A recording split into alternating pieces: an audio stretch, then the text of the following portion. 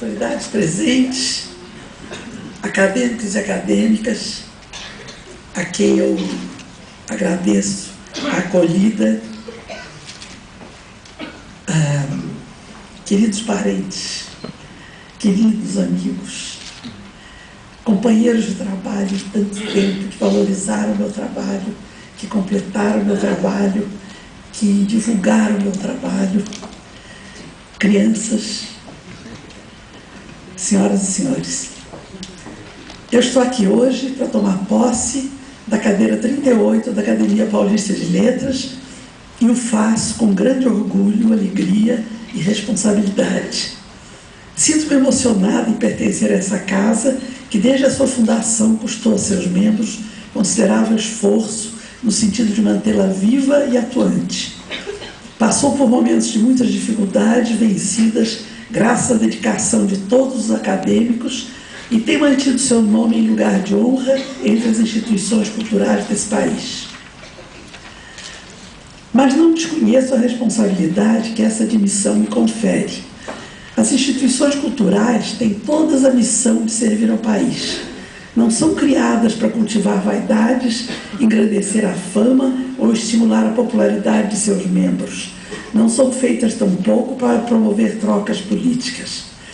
A união de pessoas que já têm o reconhecimento da sociedade, seja por trabalhos executados, ideias enriquecedoras ou por empenho extraordinário, só terá razão quando sua atuação for no sentido de guardar ou de contribuir para resguardar e conservar a cultura de seu país. Como disse Alfredo Bose, a cultura letrada guarda sempre certa capacidade de resistência que está ligada à história interna específica, ritmo próprio e um modo peculiar de existir no tempo histórico e subjetivo. É desse resguardo, dessa resistência que falo quando me refiro ao papel mais importante que têm as instituições culturais. Essa atuação se faz em diferentes sentidos, mas talvez a mais importante seja hoje a de fazer frente à cultura estilhaçada e fragmentada que encontramos nos dias atuais, disfarçada de cultura popular. Os meios de comunicação, à medida em que se aperfeiçoam tecnologicamente, tendem a confundir o erudito e o popular, esgarçando e diluindo as duas formas de cultura com resultados redutores e medíocres. Por outro lado, a tradição alicerça a cultura, mas não podemos esquecer que todas as tradições começaram um dia. Por isso é importante também que as instituições culturais acolham o novo, não os modismos sem fundamento, mas o novo consistente e enriquecedor. É sobre esse novo que novas tradições vão surgir e enriquecer a totalidade da nossa cultura. A academia deve irradiar sobre a sociedade seus princípios e valores. É o que ela tem feito através dos tempos. Eu mesma sou testemunha disso. Muitos acadêmicos influenciaram de maneira direta ou indireta a minha formação. A cadeira 38, que estou assumindo, cujo patrono foi Clemente Falcão de Souza Filho, seu fundador Adolfo Augusto Pinto, teve como ocupante diversos acadêmicos ilustres. O mais recente deles foi Nilo Scalzo. Quando eu era jovem, uns 13 anos, descobri a literatura e a biblioteca circulante. No dia em que entrei nessa biblioteca e vi a quantidade de livros que ela abrigava, eu me propus a ler todos, um em seguida ao outro. E foi o que eu fiz durante algum tempo, sem critério nenhum, ao sabor da arrumação das estantes. Devo a Nilo Scalzo e a seleção que ele fazia nos suplementos culturais do Estado de São Paulo o aprimoramento do meu gosto literário. Lendo esses suplementos, fui aos poucos organizando o meu julgamento e apreciação dos valores literários que as obras continham e me guiei durante muitos anos pelo trabalho desse grande jornalista.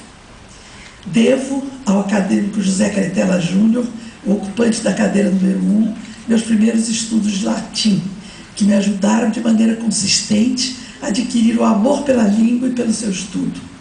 Devo ao acadêmico Antônio Soares Amora, meu professor de literatura no Colégio Bandeirantes, minha iniciação em estudos literários. Foi a partir de suas aulas que descobri que a literatura não é um fenômeno intuitivo, mas que se baseia em considerações mais profundas, passíveis de estudo e de pesquisas. Eu conheci então o mestre Alceu Amoroso Lima, que diz que só fazemos a verdadeira teoria literária quando, no decorrer da análise objetiva das obras, dos movimentos, das escolas, nos recusamos, por princípio, a subordinar a obra de criação a fatores sociais determinantes externos ao próprio artista. Devo ao acadêmico Horaci Nogueira, meu professor da Escola de Sociologia e Política, minha visão crítica da sociedade e minha aversão ao autoritarismo e aos preconceitos de toda a ordem, que são os elementos estruturantes da minha obra. Devo ao acadêmico Sérgio Buarque de Holanda, que foi também meu professor na Escola de Sociologia e Política, minha visão do Brasil com olhos tolerantes e a percepção de que nosso país é, ele mesmo, tolerante, e isso deveria servir como exemplo ao resto do mundo. Sérgio Buarque de Holanda conhecia profundamente muitos assuntos. Suas aulas eram ricas, enveredavam por muitos caminhos, e todas essas trilhas continham aventuras e surpresas. Da mesma forma que ele estudou o alargamento das fronteiras brasileiras, expandiu as fronteiras do conhecimento de seus alunos. Sua visão ideológica era crítica e não atrelada, o que é uma outra maneira de não ser autoritário. Devo muito ao acadêmico Mário de Andrade, que não foi meu professor, mas foi o mestre de todos nós.